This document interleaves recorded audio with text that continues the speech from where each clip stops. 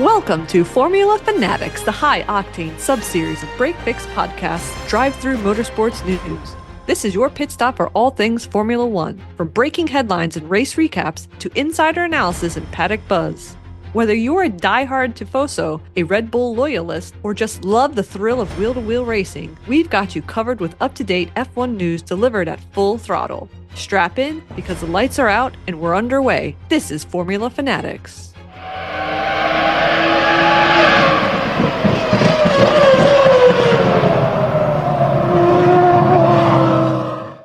So, Formula One Fanatics. Yeah.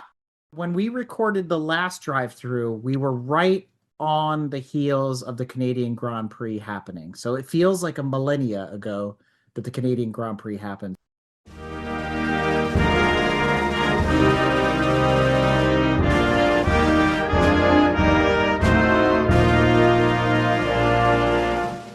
Montreal, the first time we had a sprint race in Canada. It was exciting. I did not watch that one. You didn't watch the Canadian Grand Prix? I didn't watch the sprint race. Oh, I did. It was great. Verstappen was in 7th. Then it was Ferrari, McLaren, Mercedes. Stroll didn't start. He had a front right issue. Kimi had a great start, thank God. The first time in a very long time. Hulkenberg went from 11th to 15th, and then he went lawn mowing. It became a battle between Russell and Antonelli. I mean, Canada was the race where it looked like Forza. And the sprint race and the race were no different from one another. The sprint race was just a compact version of mowing the lawn, jumping the curbs, Antonelli and Russell going at it, hopefully not trying to kill each other. And at the same token, it ended with a bunch of more Forza moves, and it was Russell, Lando, and Kimi due to some mistakes. So Kimi kind of gave up the sprint race. Oh, in the sprint race. Yes, in the sprint race.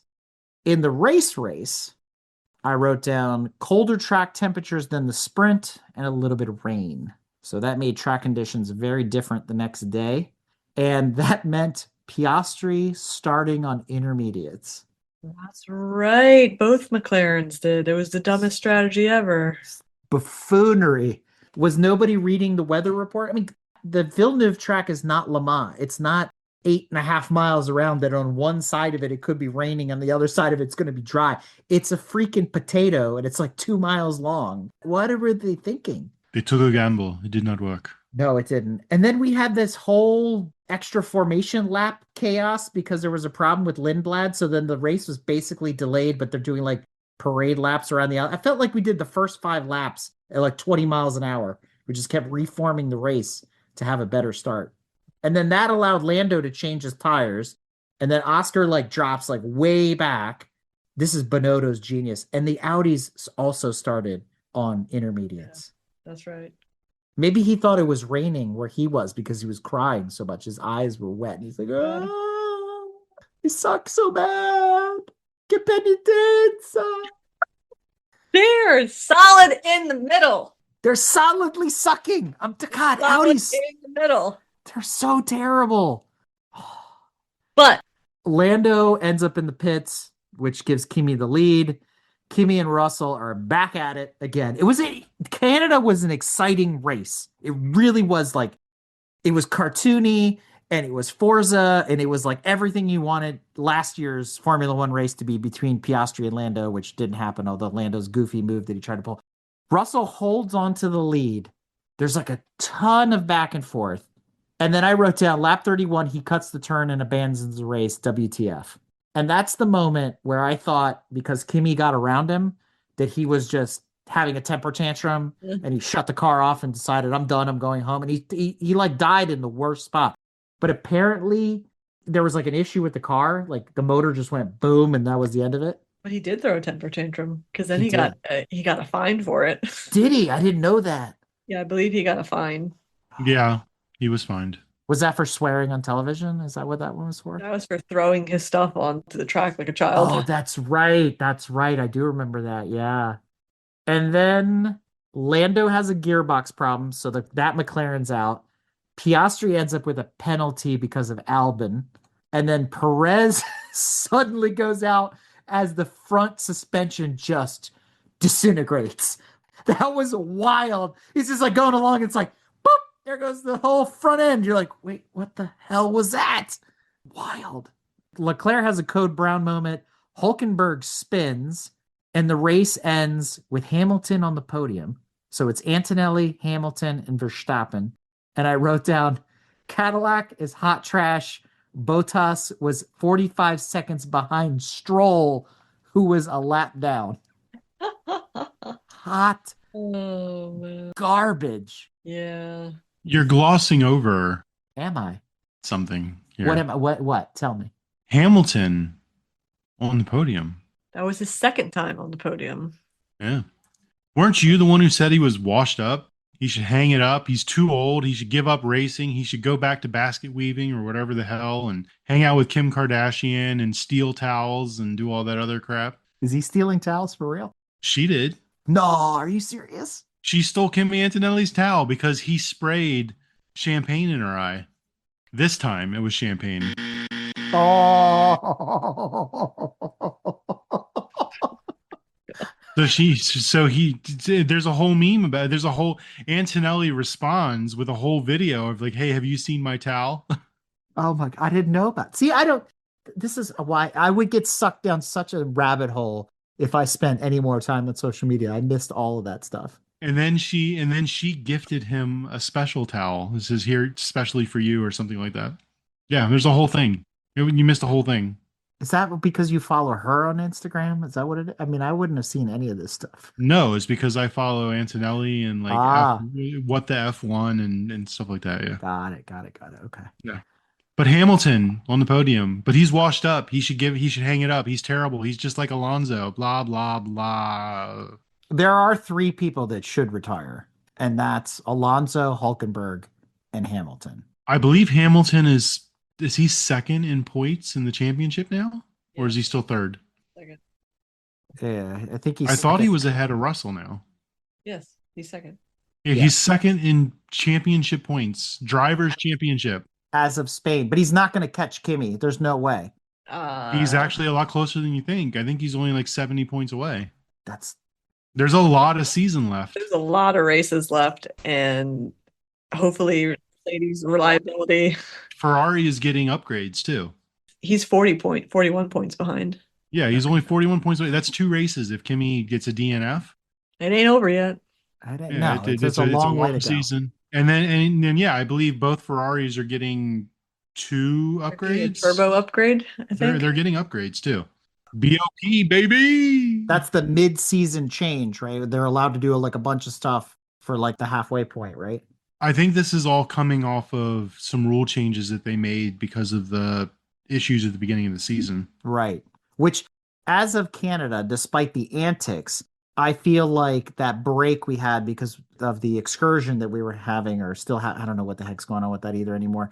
The Middle East races were canceled, so we all had all that time for Kimi to practice his launches and everything. I feel like they figured some stuff out, rebalanced the power, and not a BOP thing, but balance the power distribution with the hybrid system because the racing feels a little bit more like last year's. They did it after, they didn't do it then. They did it after the near horrific wreck of Bierman.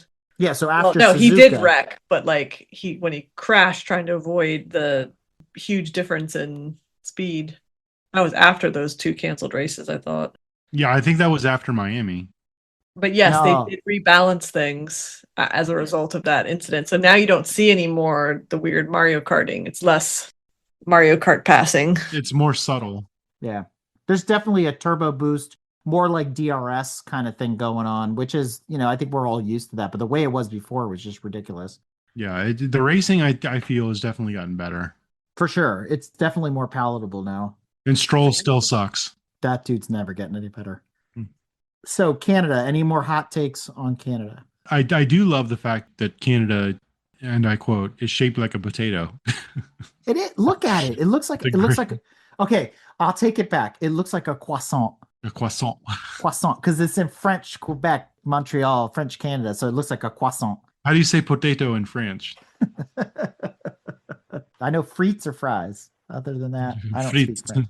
I don't It's speak like French. a raw frites. Yeah, right. But if you look, so actually, you can. I think we talked about this before. Tanya and I, a couple of years ago, we went up to visit some relatives in Montreal, and we took a afternoon to go over to Circuit de Villeneuve, and you can drive it. It's open every day of the week. It's a park, and it goes around the casino and all this kind of stuff. You can drive it with your car as long as you stay out of the way of the pedestrians. Everything is there. The curbs and all that kind of stuff. It's not that long. It's like 2.4 miles. It's like driving NJMP or Summit Point. It's like it's very tight. It's very small. There's not a lot of runoff space. And if you look at its shape from above, I mean, yes, it's an island, but I call it a potato because it's just like a little potato. That's, croissant. Sorry, it looks like a croissant. It's not that exciting. It's one of those legacy tracks. Like you have to run it, but then there's legacy tracks. Like the next one. Yeah, like the funeral procession.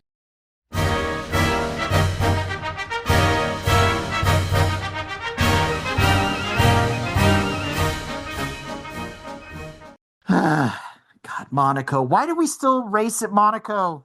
Tradition. Tradition. Monaco should be Formula One Classique. Like, I feel like they should all be given 1970s era Formula One cars and then go race and do like a classic thing to just go, isn't racing glamorous like it was in the old days? Because the new cars, even these new shorter cars, are still too big to go around that track. It's pathetic. Like watching their hand movements, the amount of like full lock they have to give it to go around the hairpin and stuff, it's just wild. And the car barely gets through there and they're just crawling at like 20 miles an hour. It's awful. They should do Monaco and go-karts. That would be exciting too. Get rid of these formula cars for Monaco, or just do Monaco, but do it in a special way. Make them run it on foot. Valtteri Bottas would love that. Or bicycles, right? He'd love that. We all know that Monaco is where you qualify is where you finish. Pretty much how it is. And as Sam said to me when we were talking about it, he goes, "What are you talking about, man? The qualifying is the racing. There is no race." And I'm like, yeah, that's very true too. So I call it a funeral procession because it is. They're just like doing parade laps and there's zero passing and, it is what it is. So qualifying, Antonelli, Verstappen, Hamilton, Leclerc.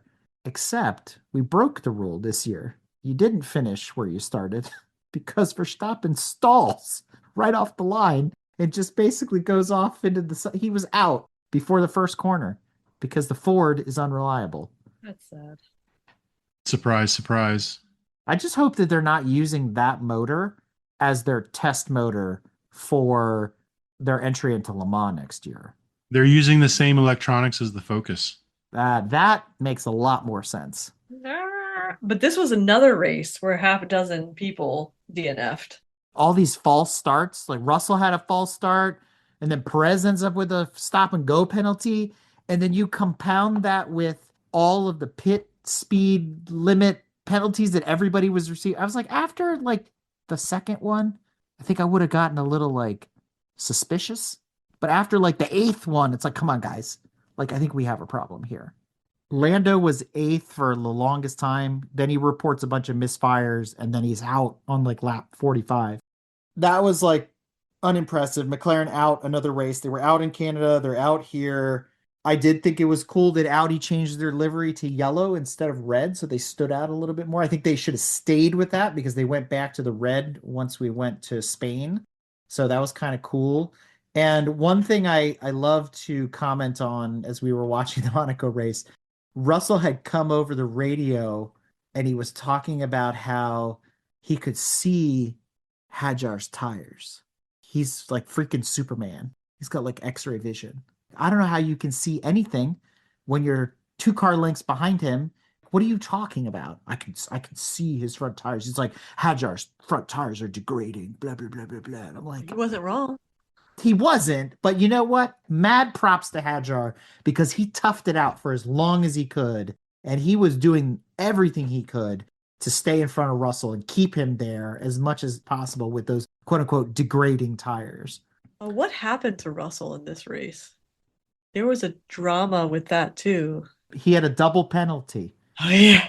He was issued a penalty. He didn't serve it, and then he got another And then he said that he served it because they penalty. red flagged the race. And then he was like crawling into the pits and he's like, see how much time I wasted?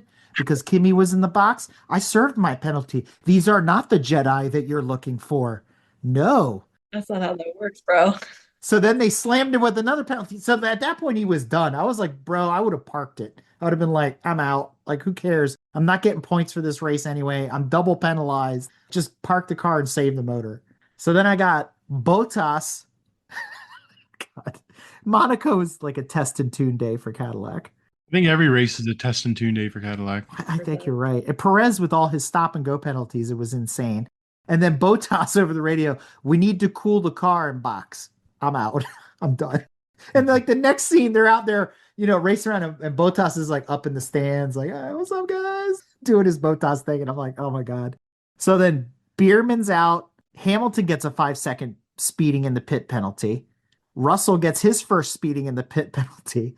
And then, like I said, like 6-8 other people end up with speeding in the pit penalties. And apparently this had to do with the way they measure the length of the pit lane from one end to the other. And because Cadillac had the extra box, it changed the dimensions, but then people were like cutting off the corner, or they were cutting off the entry because of the extra box. The way they explained it didn't make a ton of sense, but apparently that discrepancy of the length of the pit stalls or whatever was making everybody get these penalties. And I'm like, whatever.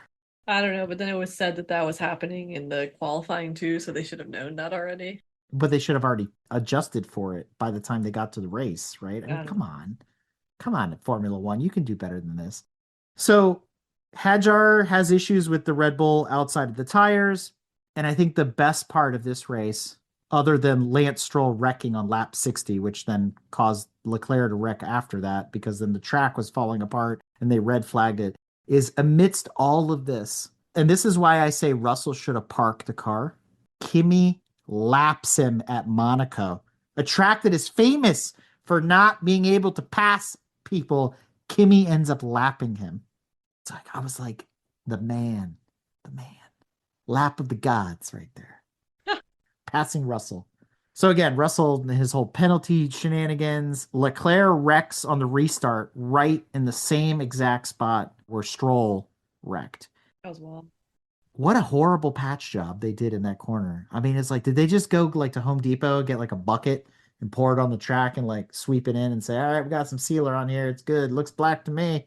Yes. It's literally falling apart. The race was red flagged on lap 68. And they had 10 laps to go at the end. So it was sort of like Monaco had a sprint at the end, which was kind of cool. So standing start on lap 70. And in the end, Kimi dropped the clutch and dumped it and went, and he ends up winning the Monaco Grand Prix. So there's another win for Kimi. Awesome. That was stressful. It was. That was stressful knowing that there was a restart.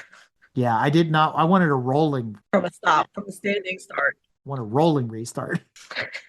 Standing start is like Kimi's Achilles heel, right? I mean, terrible. Surprised Perez didn't get another stop and go penalty.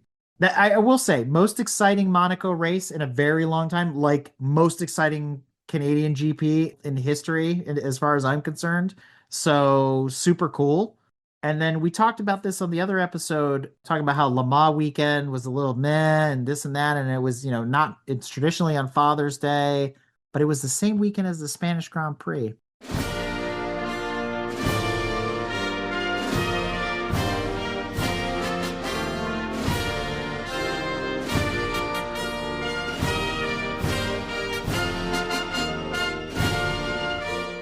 And I thought to myself, I put on my tinfoil hat yet again, Brad, and I said, I wonder if they scheduled the Spanish GP same weekend as Le Mans. That way Formula One drivers can't ever schedule to go race Le Mans. I think you might be reading a little too much into the tea leaves. I mean, they don't usually have a race on the same weekend. Correct. It's to stop Max from going to do Le Mans. They put him on the same weekend, right? Because then he would lose the points. It wouldn't matter right now. No, it wouldn't. And that brings up a very good point, because I read somewhere that his contract is also subject to how good the car is for the year. So there's rumors going around that the car is so bad that he may be able to get out of his contract going into next year. So where does he go then? Yeah. He goes to endurance racing, which is what he really wants to do. I think he's done with Formula One, honestly. I don't know that he's done yet, but he does want to do endurance racing. So does he sign with Ferrari and help Ferrari's endurance racing team? Didn't Leclerc just re-sign his contract for like the next 50 years or something like that? Like he's I don't never mean going to leave? Ferrari F1. I mean Ferrari WEC. No, no, he'll run Probably them. Mercedes. Yeah, he's been running that Mercedes, so. Maybe they'll have him drive the Ford in Le Mans. Hey now. That'd be good. That'd be really good, actually.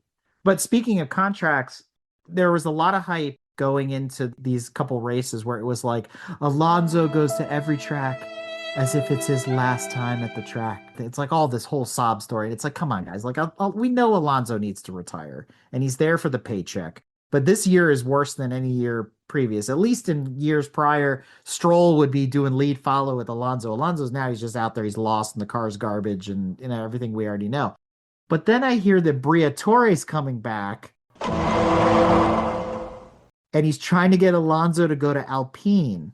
And I'm like, is there blood to squeeze out of this turnip? I don't know that Alonso going to Alpine is better than keeping Gasly and Colapinto because Colapinto's the one that's on the chopping block. I don't know. Couldn't tell you. So I've got a question for you. Hmm. I know we're not done talking about the Spanish Grand Prix, but what is more likely, Verstappen winning another Formula One championship or Hamilton winning another Formula One championship? Let's just keep things at sort of a static pace. Let's just assume not that Kimi wins every race because we've broken that streak as a result of the Spanish GP, but let's just say he's able to maintain a substantial lead, always podium every race with a majority wins in his back pocket. There's a very, very high probability Kimi's going to win the season, right? That's not to say that Hamilton won't podium the championship this year, but I don't think he's going to win it unless something catastrophic happens to the Mercedes or something happens to Kimi or, just I don't think he's going to have a repeat of last year, meaning Kimi like kind of being in the middle of the pack and sort of finding his way and learning the tracks. And I think he was sandbagging. I've said that before. I have a strong suspicion Hamilton's going to have a good year, but he's not going to have a winning year. He's not going to get his eighth, right? It's just not going to happen. I don't think anybody else is even close. Tanya, do you think there's even anybody in contention after that? Well, technically, Russell's only not even, I think, 9 points behind him. Behind Hamilton. Yeah. But he's like 2 temper tantrums and a flat tire away from like losing that too. So that doesn't matter, right? The problem is it's not looking good for Mercedes right now because they're having too many reliability issues. Like 2 is too many. Yes. For them, for sure. And was it more than 2? Did Russell have it twice this year? Maybe it was just 1 each, but like that's too many. So if they keep having troubles like that, then don't know what to say. Well, and they need to chill out too, because what's funny is Antonelli's doing this Senna thing where they tell him to slow down and then he puts like the personal best down, like the fastest lap of the race, and then he just continues to truck until the end. He's just ignoring them. Or it becomes this Senna versus Prost thing between him and Russell where they're trying to kill each other on track. And it's like, guys, you got to get it together. But I think the bigger problem is Kimi's the faster driver of the two of them, but he's not the lead driver on the team. And I hate to say, Russell's got to eat some crow. Oh, because one of those races, whichever it was, that BS was going on where he was being held up. Yeah. It was the Spanish GP because he was being held up. He finally got around him. Yep. And then it was like 2 laps later, the car Chernobyl. Yeah, for Kimi, yes. Yeah. God, that was like heartbreaking. Yeah, it failed on lap 63 is what I have on my note. And then Leclerc ended up with like power steering issues at the same time. So I don't know. They need to figure that out.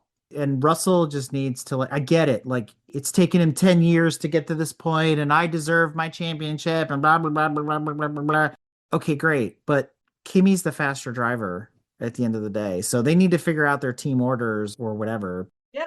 If you're so fast, then when you let Kimi go around, you breathe down his neck and don't let him get 20 seconds ahead of you. Right, exactly. Or your job is to fend off Hamilton because then it becomes a manufacturer's game and you don't want to give it to Ferrari either. So I don't know. It's a very strange sport to think that the politics have to get involved, but they really do if you want to lock it in. And has Russell even ever come in second in the championship? I'd take a silver. Just to say I got a silver, I'd be happy with it. But he deserves the gold. Ah, I get it. Deserves it. Yeah. Snuffleupagus deserves it. So anyway, I have the starting grid for the Spanish GP. Russell, Hammy, Kimi, Lando, and Verstappen. That was the top 5. That's where they qualified. So lap 6, Stroll was out. The gearbox exploded. Charles got his brake swap. So no more complaints about how terrible the Brembos were. What did they end up putting on there? Carbotex or something like that? Is that what they're using now? Duralast. Duralast from Trash Auto. I have to report on this. Alonso's Aston Martin made it to lap 40. That was impressive. That was pretty good. I mean, he beat that 25 number that they seem to be hitting every time. Then there was a virtual safety car. And then the Hulkenberg thing. Talk about a freak accident. Did you guys read about this? Oh yeah, so we didn't know what happened until after the race because it was like suddenly the Audi was again solidly in the middle. Yeah, I think he was gonna get points actually. The 2-liter turbo exploded, right? And then suddenly it was like he's in the pits and he doesn't come out of the pits and it's like what just happened? And a rock hit the emergency shutoff, ricocheted up from Liam Lawson, knocked off the emergency shut off kill switch and killed the car. What a fluke. Like, you have a higher chance of getting hit by lightning and winning the lottery than that happening. A projectile hitting the kill switch and turning the car off. I feel like they should have better engineered it so that's impossible to happen. Right? They should have foreseen that happening. Well, its placement is a little strange too, and I get it because it's designed for somebody to reach it from outside the car. Well, somebody did reach it from outside the car. It did. It worked then in that case. It's like somebody with a slingshot. Pow! Yeah, as intended. Bart Simpson hit it. That was a Mario move. That was bizarre. That was the blue shell right there, right? It's like, boom, done. You're out. So Hulkenberg's out. And then McLaren was all sorts of tattletaling on Kimi. There was all sorts of just nonsense over the radio. Oh, yes. This is a race he was riding the track limits. Yes. And every time Kimi went through that complex, and then Lando's on there, he did it again. He went over the line. Blah, blah, blah. And then they would show the shots from like above from the cameras. They're like, nah, he's still in there. I mean, barely. You don't have the superhuman vision like Russell does, where he can analyze Hadjar's tires at 170 miles an hour. I'm sorry, Lando, put your glasses on. But Kimi was fine. There were a couple times he pushed the limit. Oh, man, it was like every other lap. Hi, did it again! Did it again! McLaren is protesting. Did it again! It's like, stop. Shut up. So then it doesn't matter because Kimi's pushing, and then he ends up out on lap 3. Like I said, Leclerc with the power steering issue. We thought the race was going to end under a virtual safety car, remember? It was like a nail biter. Even this one was just like, come on, guys. And then they went green on lap 65. And there was some real confusion about the tail end because this was also the race where there were a ton of cars that didn't finish. Like a huge amount of cars, like just retired in this race too, like almost every race. And it said, I remember reading, we were talking about the results, Tanya. Remember, it was like Albon was like 6 laps ahead, but he ended 3 positions behind people that DNF'd. But there were a total of 8 DNFs. So I wrote that down. I was like, God, that's a lot of cars out. He was DNF too. Yeah, he ended up DNF'd as well. So in the end, Hamilton, Russell, and Lando up on the podium. That's how the race ends. And I will say, Brad, I know you've been biting your tongue because you want to talk about this. Hamilton, for once, was given the decency, the dignity, the grace, whatever word you want to use to describe it, that Ferrari didn't screw up his pit strategy, and that's what allowed him to win the race. Had it not been for that, had Ferrari, as Tanya likes to say, Hamilton would not have won that race. But because he pit at such a weird time, it would have been really interesting to see. It would have been closer. He was on an absolute tear and was gaining.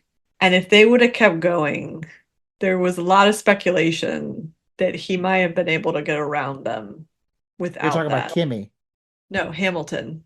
Kimi was faster than Hamilton. He was flying until the car broke. Hamilton No. did the pit and started catching them. No, that was where he was behind and he was just reeling in lap after lap. Like the gap was just like. Yeah, the gap was shrinking. So it would have been interesting to see. I think towards the end, Antonelli started picking up the pace, Right. but then his car blew up. Correct. But That's what I'm Hamilton saying. ended 19 and a half seconds ahead of George Russell. He was on an absolute tear the whole time. So it would have been really interesting to actually see how it would have played out had that virtual whatever not happened. Right, exactly. So I think between that and the pit strategy with Ferrari that pretty much locked in Hamilton, they made the right move because they put the harder tires on and then he was just stretched them out, right? And said, that's it, one pit strategy, let's go, instead of all these shenanigans or whatever. And then I think he pit under the VSC, which locked him in anyways. Then he had fresh like softs or something like that, right? If I remember how that ended. So yeah, that was that. That was all she wrote. Now the question is, Brad, and I know, you're like, oh, well, Hamilton, he's washed up and this and that. The question has yet to be answered in the sense that it's taken him 2 years to win his first race with Ferrari. I'm not saying he's a bad driver, whatever, but the question is, can he repeat that? Can Ferrari get out of its own head and do more like what they did at the Spanish GP, or is it going to be business as usual, especially if Leclerc is having a good weekend, because he didn't have a good weekend at the Spanish GP either. He has yet to have a good weekend, I think, since like the first race. Yes. But everybody likes to pull the data sets and blah blah blah. So if you follow the trends, because they pulled this one out already a while ago of their butts, is every team, which this is only his third team being on, but he's always done shit the first year. So even Mercedes, he came in terrible first year, and then the second year. So they're like, this is gonna be his year if that trend holds. And if it doesn't, I don't know. There's still 14 races left, I think. So I think it's still entirely way too early to say anything. I get that. So, Brad, I'm going to ask you this question. If Hamilton gets to the end of the year and he doesn't win, but let's just say he podiums on the championship, second or third, doesn't win the championship, do you think he should continue? Definitely. Why? Because he's still better than Stroll, and Stroll is still going to be out there.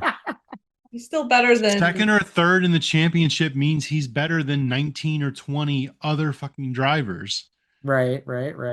So would you hang it up if you were that close to tasting another championship? I still think after 20 years, I would just go do something else. I would want to go win a different championship. I want to, what I mean? But that's just my personality. Like, I'd want to mix it up versus, I don't know. Feels like it gets boring. How many Formula One drivers have only done their one thing?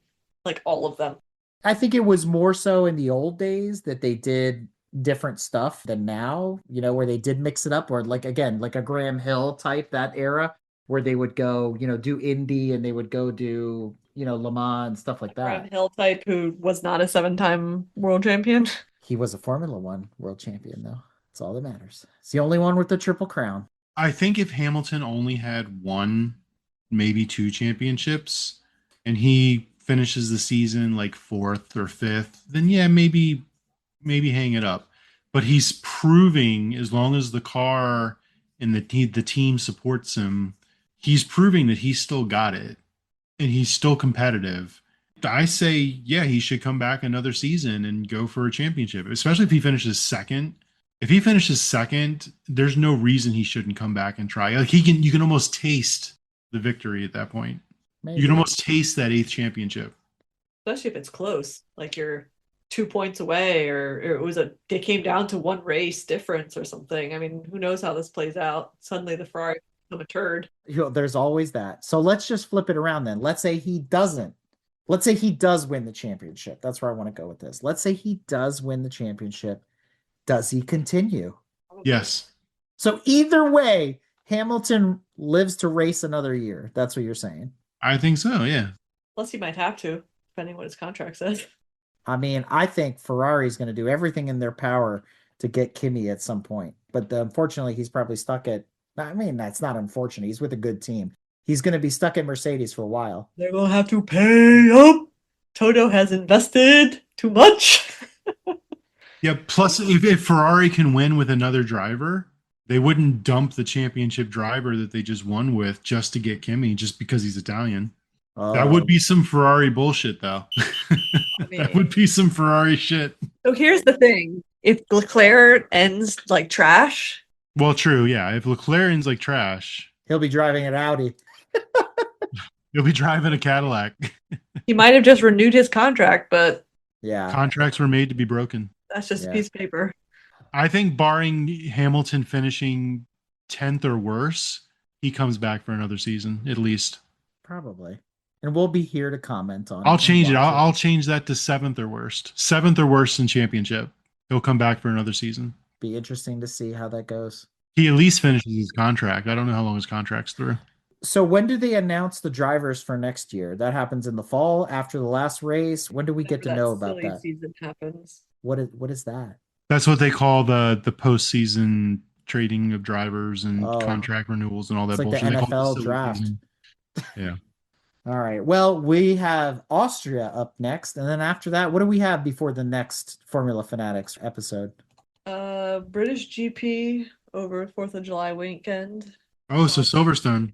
Belgium, followed by Hungary, followed by a break. So that's when the silly season will be, because there's like a month between Hungary and the Dutch GP. I believe that. Yeah, because they take August off, right? Yeah. So it's going to be a busy July. So I have lots of Formula One to talk about. And then we can talk about the silly season and everything else. So, all right, cool. I'll just say this. You're all for, like, jokingly, like Alonso should hang it up and Hamilton's washed up and he should hang it up or whatever. I am always going to be in the camp of go till you can't go no more. Be 85 years old, doing 110 in your Nissan Z convertible. In your Nissan Fastima convertible. Fastima. Well, on that note, we'll pick this up next month with Austria.